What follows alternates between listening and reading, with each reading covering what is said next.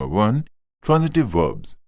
Transitive verbs को हिंदी में सकर्मक क्रिया कहते हैं, जिसका अर्थ है कर्मयुक्त क्रिया, अर्थात जिस वर्ब के बाद कर्म अर्थात ऑब्जेक्ट का प्रयोग हुआ हो, उस वर्ब को ट्रांजिटिव वर्ब अर्थात सकर्मक क्रिया कहते हैं।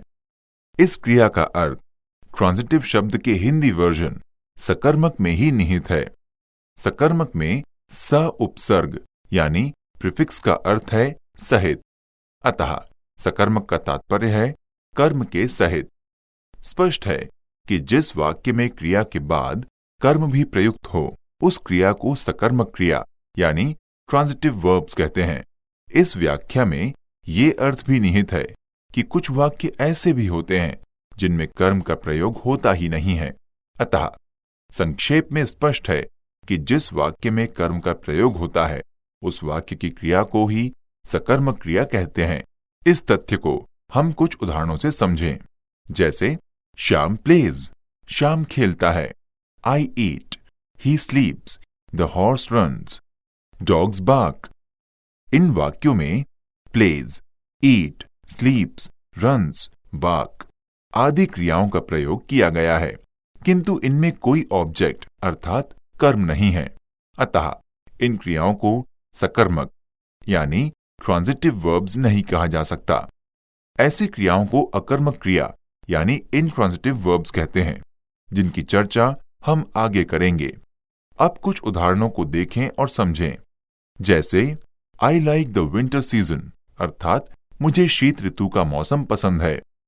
इस वाक्य में लाइक क्रिया के बाद विंटर सीजन का प्रयोग हुआ है, जो कि कर्म है, अतः लाइक यहां ट्रांजिटिव वर्ब है। एक दूसरा वाक्य देखें, ही लाइक्स मैंगो यानी उसे आम पसंद है। इस वाक्य में मैंगो का प्रयोग कर्म के रूप में किया गया है, अतः इस वाक्य में लाइक्स एक सकर्मक क्रिया है। अब कुछ और उदाहरण सुनिए। Geeta gave me a book, Geeta ने मुझे एक पुस्तक दी। इस वाक्य में मी और बुक कर्म है, अर्थात इस वाक्य में दो कर्म प्रयुक्त हुए हैं, जबकि गेव क्रिया है, अतः गेव सकर्मक क्रिया है। और इस वाक्य को transitive verbs with double objects कहा जा सकता है। एक अन्य उदाहरण सुनिए। I taught the students English, मैंने छात्रों को अंग्रेजी पढ़ाई। इस वाक्य में टॉट शब्द किए गए कार्य को व्यक्त कर रहा है, अर्थात मैंने पढ़ाया, पढ़ाने का कार्य किया, अतः ये क्रिया है। किसको पढ़ाया? तो उत्तर है छात्रों को, अतः स्टूडेंट शब्द यहां कर्म है। क्या पढ़ाया? उत्तर है अंग्रेजी यानी इंग्लिश, अतः इंग्लिश भी ऑब्जेक्ट यानी कर्म है। इस प्रकार पूर्व वाक्य की भांति ये वाक्य भी transitive verb with double objects है। अब कुछ और उदाहरण सुनिए, जैसे आई हैव अ बुक, मेरे पास एक किताब है। शी हैज अ डॉल, उसके पास एक गुड़िया है।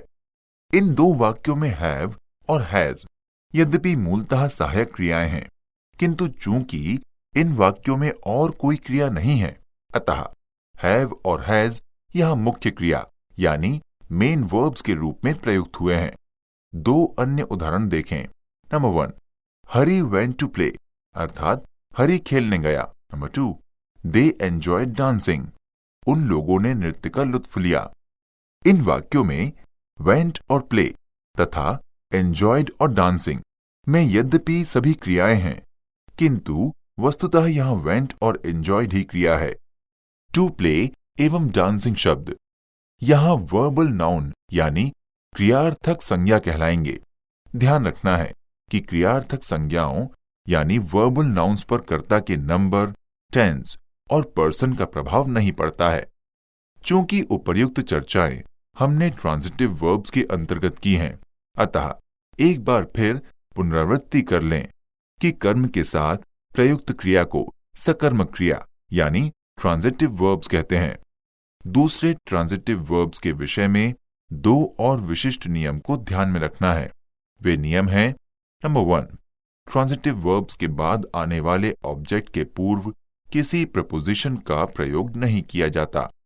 जैसे Ravi told to you a story, तो यह वाक्य गलत होगा क्योंकि टोल्ड शब्द ट्रांजिटिव वर्ब है, अतः इसके बाद और ऑब्जेक्ट यू के पूर्व प्रयुक्त प्रीपोजिशन टू का प्रयोग हुआ है, जो कि नहीं होना चाहिए। अतः इस वाक्य का शुद्ध रूप इस प्रकार होगा, Ravi told you a story, अर्थात रवि ने आपको एक कहानी सुनाई। अब यहां ध्यान रखें कि टोल्ड के स्थान पर सैड का प्रयोग करें। इसके बाद आने वाले ऑब्जेक्ट के पूर्व प्रीपोजिशन का प्रयोग होगा, क्योंकि सैड को इंट्रांजिटिव वर्ब माना गया है। इसी प्रकार यदि कहा जाए कि he will write to his father a letter, तो यह गलत होगा।